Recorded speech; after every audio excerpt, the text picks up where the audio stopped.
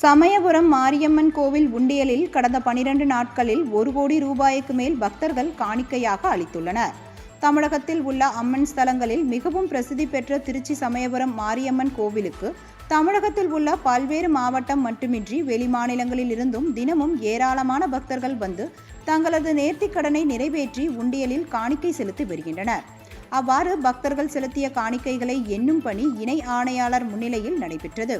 இதில் 1,20,20,548 ரூபாய் ரொக்கமும், 2 kilo 150 gram தங்கமும், 3 கிலோ 580 கிராம் வெள்ளியும், 103 அயல்நாட்டு நோட்டுகள், 489 அயல்நாட்டு நாணயங்களும் காணிக்கையாக கிடைத்திருப்பதாக கோவில் நிர்வாகம் தெரிவித்துள்ளது.